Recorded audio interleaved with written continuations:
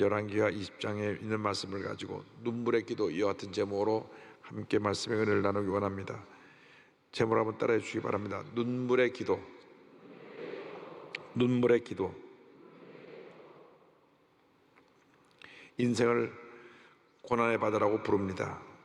이 세상을 살아가면서 단 한 번도 눈물의 골짜기를 지나가지 않은 사람은 없습니다.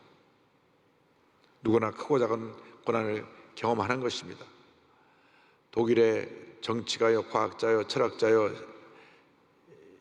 시인인 요한 볼프강 괴테가 이와 같은 말을 했습니다. 그의 소설 빌헬m 마이스터의 수업시대란 그 책에서 눈물로 빵을 먹어본 적이 없는 자는 근심에 쌓인 수많은 밤을 지새우며 침대에 앉아 눈물을 흘려보지 않은 자는 하늘에 전락하신 자를 알 수 없다. 누구나 눈물의 골짜기를 지난다는 고백을 한 것입니다. 어떤 사람은 고난으로 인한 고통이 너무나 커서 차라리 죽는 게 낫다 생각하는 사람도 있습니다. 너무 견디기 힘드니까 극단의 선택을 한 사람도 있습니다.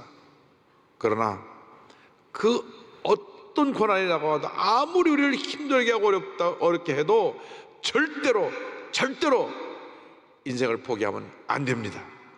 이겨내야 합니다. 무엇보다도 예수를 믿는 우리 신앙인들은 어떤 절망적인 상황이 우리에게 다가온다고 할지라도 예수님 안에서 꿈과 희망을 가지고 믿음으로 일어나서 모든 어려움을 극복해 나가야 할 것입니다. 유대 나라의 13번째 왕이었던 히스기야 왕에게 어느 날 갑자기 죽음의 소식이 찾아왔습니다. 그는 이사야 선지자 시대에 나라를 다스린 가운데 종교 개혁을 일으킨 위대한 왕입니다. 온 백성이 우상 숭배를 하는 것을 금지시키고 우상을 섬기는 그런 모든 산당들을 허물어 버리고 우상을 부순 하나님의 종입니다. 또한 하나님의 도우심으로 말미암아 아수라의 전쟁에서 큰 승리를 거두기도 했습니다. 이 같은 히스기야 왕에게 절망의 소식이 들려온 것입니다. 절대 절망에 붙인 히스기야에 대해서 함께 생각하기 원합니다. 하나님의 은혜로 아수리의 대군을 섬멸시키고 흥분되어 있고 기쁨으로 가득 채 있던 그에게 절망의 소식이 들려옵니다. 그가 너무나 감격해 있던 것은 그들이 감당할 수 없는 아수리의 대군 18만 5천 명이 쳐들어와서 나라가 그 대군 앞에 완전히 함락되어 무너지고 저들에게 점령당할 수밖에 없는 그러한 상황에서 히스기야가 하나님께 간절히 기도드렸습니다. 그때 하나님께서 히스기야의 기도를 들으시고 아수르 대군 18만 5천 명을 하룻밤에 몰살시키셨습니다. 열왕기하 19장 35절입니다. 이 밤에 야훼 사자가 나와서 아수르 진영에서 군사 18만 5천 명을 친지라 아침에 일찍 일어나 보니 다 송장이 되었더라. 하나님이 함께 하시면 어떤 큰 대적이 우리를 쳐들어와도 어떤 큰 문제와 어려움이 우리를 괴롭혀도 우리를 넘어뜨리려고 해도 주님의 은혜로 우리가 넉넉히 이길 수 있게 되는 것입니다. 주님만 믿고 의지하고 나아가면 주님께서 우리의 믿음을 보시고 놀라운 일을 행하시는 것입니다. 그런데 그 기쁨과 감격도 잠시 하나님께서 이사야 선지자를 히스기야 왕에게 보내서 곧 죽게 될 것이라고 말씀하셨습니다. 그가 병이 들었는데 이 병은 너에게 죽음을 가져올 것이다. 죽을 준비를 하라고 말씀을 전하신 것입니다. 열왕기하 20장 1절입니다. 그때 히스기야가 병들어 죽게 되매 아모스의 아들 선지자 이사야가 그에게 나와서 그에게 이르되 야훼의 말씀이 너는 집을 정리하라 내가 죽고 살지 못하리라 하셨나이다. 이제 곧 세상을 떠날 터이니까 주변 정리를 다 하고 죽을 준비를 하고 죽음을 맞이해라, 그게 통보하신 것입니다. 아니 18만 5천 대군을 섬멸시키고 그 감격과 흥분이 가라앉기도 전에 몸이 아프더니만 그 아픈 것이 이제 죽음에 이르게 된다고 하니까 얼마나 큰 충격인지 모릅니다. 히스기야 왕뿐 아니라 이 세상을 사는 사람 모두에게 이렇게 예고 없이 큰 절망과 고통의 순간이 다가오는 것입니다. 그때 히스기야 왕이 하나님께 엎드려 간절히 부르짖어 기도했습니다. 절망이 찾아올 때, 문제가 다가올 때, 내가 감당할 수 없는 큰 시련의 시간을 지나갈 때, 내가 병이 들렸을 때, 누구도 나를 돌아보지 않을 때 하나님께 엎드려 간절히 기도하는 여러분 되기를 주님의 이름으로 축원합니다. 둘째로 눈물의 기도를 드린 히스기야에 대해서 함께 생각해 보기 원합니다. 히스기야 왕은 이 소식을 듣자 모든 걸 다 뒤로하고 하나님께 엎드려 통곡하며 간절히 주님 앞에 눈물의 기도를 드립니다. 주님, 나를 살려주시옵소서. 나를 살려주시옵소서. 내가 지금 아직도 할 일이 많은데 죽으면 안 됩니다. 20장 3절입니다. 야훼여 구하오니 내가 진실과 전심으로 주 앞에 행하며 주께서 보시기에 선하게 행한 것을 기억하옵소서 하고 히스기야가 심히 통곡하더라. 내가 주님 앞에 진실되게 내 전심으로 섬기고 주님 아시지 않습니까? 주님, 내가 주님을 잘 섬긴 것을 보시고 불쌍히 여기시고 나를 살려주옵소서, 나를 살려주옵소서 간절히 통곡하며 부르짖어 기도할 때 주님께서 그의 눈물을 보시고 그의 기도를 들으시고 응답해 주신 것입니다. 사무엘상 1장을 보면 아이가 오랫동안 없어서 눈물과 통곡의 기도로 주 앞에 매달린 한나의 이야기가 나옵니다. 사무엘상 1장 10절과 12절입니다. 한나가 마음이 괴로워서 야훼께 기도하고 통곡하며 그가 야훼 앞에 오래 기도하는 동안에 엘리가 그의 입을 주목한즉, 오랫동안 아이가 없어서 한나는 아침부터 나와서 하루 종일 울며 주 앞에 부르짖습니다. 주님, 제가 너무나 마음이 괴롭고 아픕니다. 제게 자녀를 주시옵소서, 주시옵소서, 주시옵소서. 얼마나 간절히 기도하는지 나중에는 더 이상 기도할 힘이 없어서 입만 부르르 떨고 있었습니다. 하나님께서 그 한나의 통곡의 기도를 들으시고 응답해 주신 것입니다. 그런데 한나는 하나님께 기도할 때 아들을 주시면 먼저 아들 하나님께 바치겠습니다, 서원 기도를 합니다. 그렇게 오랫동안 아이가 없었는데 아이를 주시면 하나님께 도로 바친다고 했으니 그 다음에 아이가 안 생기면 다시 아이가 없는 상태가 되는데도 한나는 믿음의 결단을 한 것입니다. 하나님께 바치면 더 주실 것을 믿고 하나님께 드린다고 서원 기도를 드렸을 때 하나님께서 그 기도를 들으시고 그의 태를 열어주사 임신하게 하셨습니다. 그래서 기도의 응답으로 낳은 첫 번째 아들 사무엘을 하나님께 바칩니다. 사무엘상 1장 27절 28절입니다. 이 아이를 위하여 내가 기도하였더니 내가 구하여 기도한 바를 야훼께서 내게 허락하신지라. 그러므로 나도 그를 야훼께 드리되 그의 평생을 야훼께 드리나이다 하고 그가 거기서 야훼께 경배하니라. 한나는 기도의 여인이었고 절대 긍정의 믿음을 가진 여인이었습니다. 믿음으로 전진 또 전진에 나아가면 위대한 하나님의 역사가 우리에게 펼쳐지는 것입니다. 하나님은 지금도 믿음의 사람을 찾고 있습니다. 어떤 경우에도 절대 긍정의 믿음으로 여러분이 전진해야지 세상 사람들의 말을 듣고 염려하고 낙심하고 부정적이 되어서 원망불평하면 어떤 것도 이룰 수 없습니다. 하나님은 믿음의 사람과 함께해서 놀라운 일을 이루시는 것입니다. 그런데 사람들은 자꾸 부정적인 얘기를 합니다. 염려하게 하고 걱정하게 합니다. 네가 아무리 기도해봐야 소용없다. 오랫동안 아이가 없었는데 내가 아이가 생기겠느냐? 부정적인 얘기를 할 것입니다. 그러나 부정적인 얘기에 귀를 닫아야 됩니다. 우리가 그 얘기를 듣고 같이 마음이 어두워지고 부정적이 되면 어떠한 하나님의 역사도 기적도 체험할 수가 없는 것입니다. 절대근정 절대감사의 믿음의 사람이 되어서 약속의 말씀을 잡고 전진에 나가면 반드시 기적은 다가오는 것입니다. 하나님의 은혜가 임하는 것입니다. 하나님께서 한나의 기도를 들으시고 아들 사무엘을 주시고 사무엘을 다시 하나님께 바치니까 그 다음에 3남 2녀를 더 선물로 주십니다. 사무엘상 2장 21절입니다. 야훼께서 한나를 돌보시다 그로 하여금 임신하여 세 아들과 두 딸을 낳게 하셨고 아이 사무엘은 야훼 앞에서 자라니라. 결국 4남 2녀를 낳게 된 것입니다.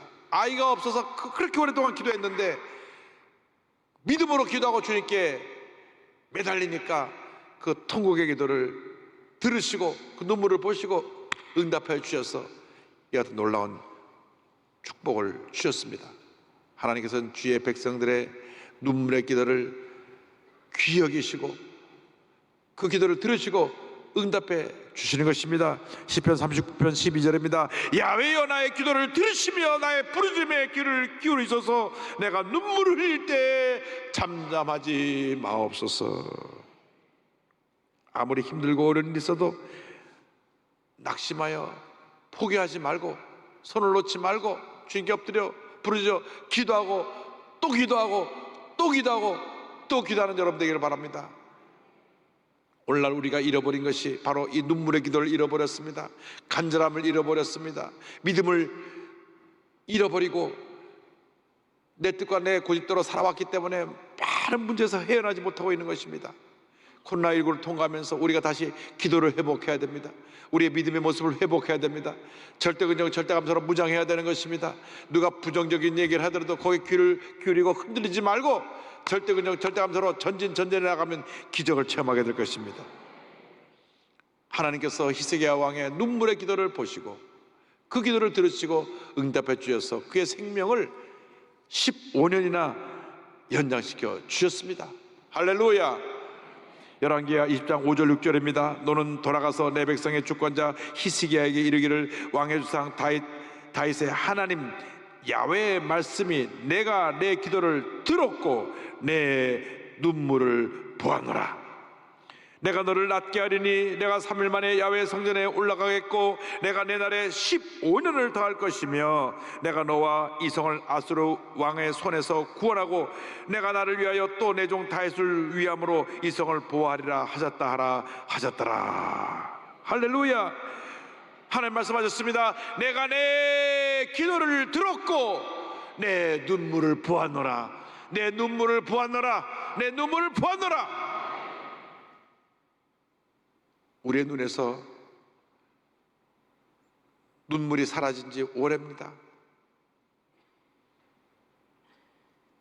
그래서 우리 삶 가운데 어떤 기적도 어떤 응답도 다가오지 않는 것입니다. 간절한 눈물에 기도가 회복될 때 하나님의 은혜가 임할 것입니다. 끈질기게 응답이 다가올 때까지 기도하고 또 기도하고 또 기도할 때 하나님이 우리의 기도를 들으시고 응답해 주십니다. 예수님께서 기도에 대해서 가르치실 때에 불의한 재판관과 억울한 일을 당한 과부의 예를 들어서 설명하셨습니다. 어느 동네에 억울한 일을 당한 과부가 있었는데 그는 가진 것도 없고 자기를 도와줄 어떤 힘 있는 사람의 뒷배경도 없고 참으로 힘들고 어려운 상황에 처한 여인이었습니다. 그런데 그 동네 재판관은 불의한 재판관입니다. 힘있고 돈 있는 사람들 편을 들어서 그들에게 뇌물을 받으면 판결을 이렇게 굽어지게 합니다. 잘못되게 합니다. 법대로 판사의 양심을 따라서 해야 되는데 잘못된 판단을 하기 때문에 재판하기 때문에 동네에서 불의한 재판관으로 소문이 났습니다. 그러니까 이 과부가 그 재판관이 도와주지 아니하면 이 억울한 일을 해결할 길이 없는데 이 불의한 재판관은 과부의 억울한 일에 대해서는 관심도 없었습니다. 근데 과부는 그 재판관이 자기의 판결에서 억울한 일을 해결해 줄 것을 마음속에 굳게 결심하고 나와서 부르짖기 시작했습니다. 아침에 요즘 말하면 법원 앞에서 기다리다가 판사가 나오면 소리 지릅니다. 재판관이요, 재판관이요, 나를 이 억울한 일에서 노연하게 해 주옵소서. 제 억울한 일을 살펴보시고 나를 구원해 주세요. 소리를 지릅니다.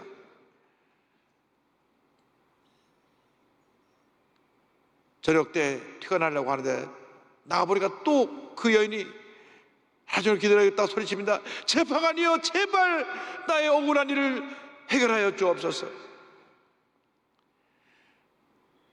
재판관은 관심도 갖지 아니하고 쳐다보지 아니하고 무시해버렸습니다. 그런데 하루 이틀 아침 저녁으로 낮에 또 식사를 나가려면 또 문 앞에 앉아서 재판관이요, 재판관이요, 제 억울한 일을 살펴보시고 저를 이 억울한 일에서 노연함 받게 하여 주옵소서. 이 문제를 해결하여 주옵소서. 부르짖고 또 부르짖고 또 부르짖으니까 집에 와서 잠을 자려고 해도 그 여인의 부르짖는 소리가 들리는 것 같습니다. 재판관이요, 재판이요 들리는 것 같아가지고 잠을 제대로 잘 수가 없습니다. 아침에 법원에 나가려고 하면 또 그 여인이 소리 지르겠구나 마음에 부담이 생깁니다. 밤낮으로 부르짖으니까 도대체 일을 제대로 할 수가 없습니다. 그래서 본인이 그 과부가 끈질기게 매달리지 않았으면 무시해버리려고 그랬는데 계속 부르짖고 또 부르짖으니까 결국은 아이고, 내가 저 여인의 억울한 일을 해결해 줘야 됐구나. 그래서 그 과부의 이야기를 듣고 억울한 일을 해결해 주게 되었습니다.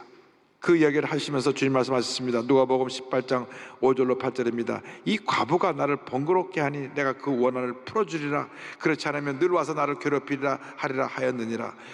주께서 또 이르시되 불의한 재판장이 말하는 것을 들으라.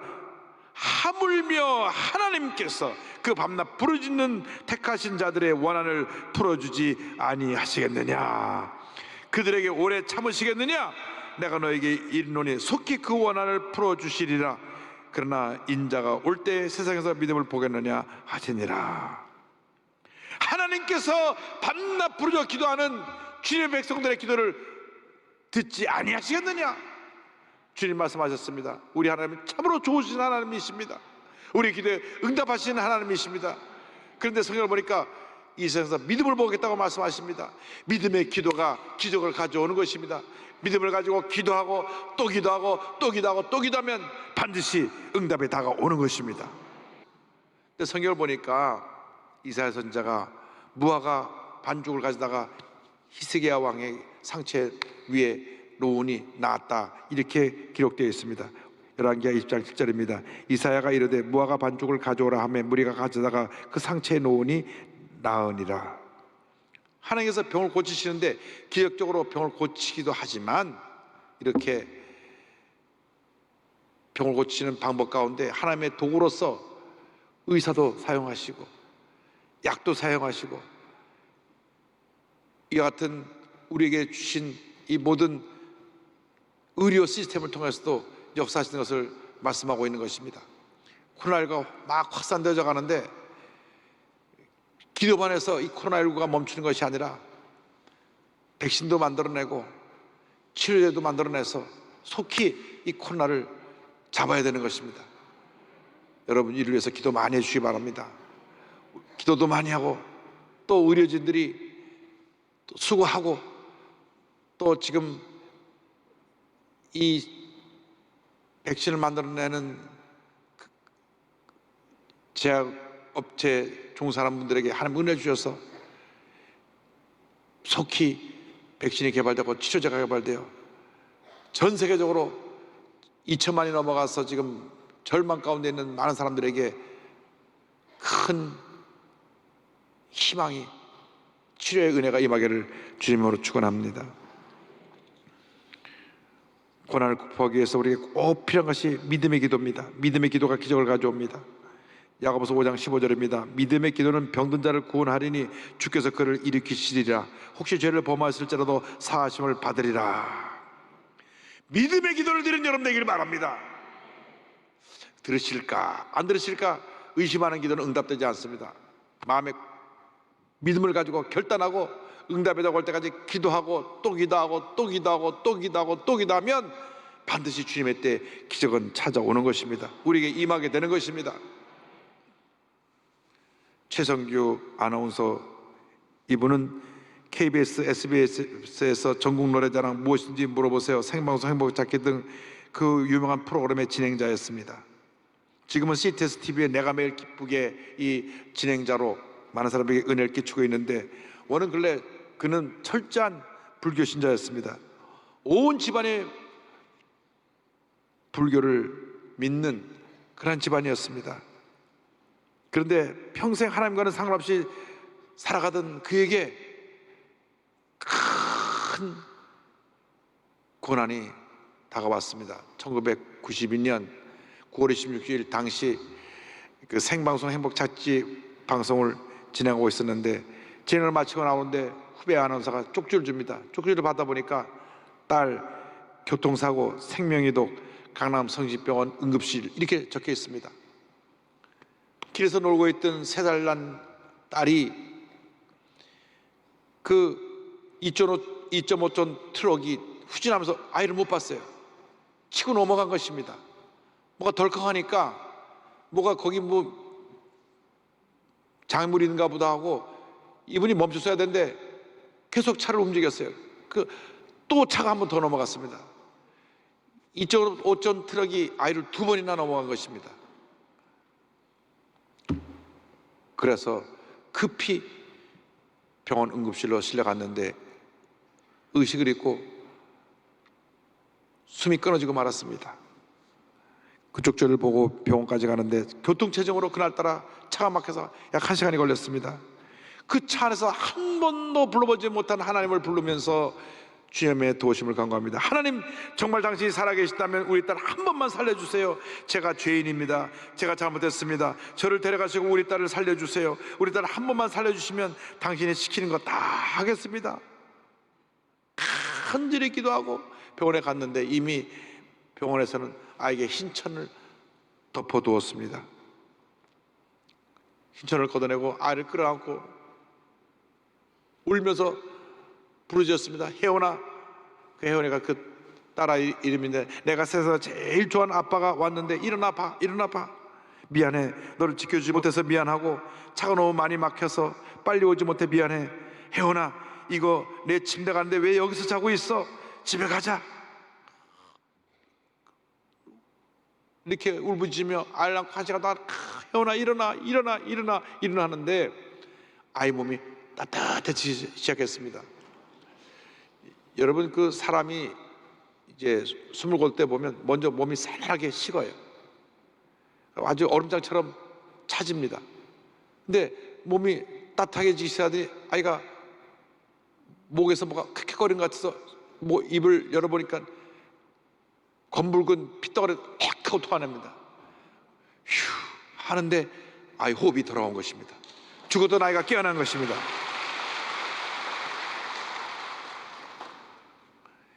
이 놀라운 기적을 보고 이 아이가 병원에서 완전히 회복돼서 나온 2년 동안 온 가족이 다 예수를 믿게 되었고, 할렐루야.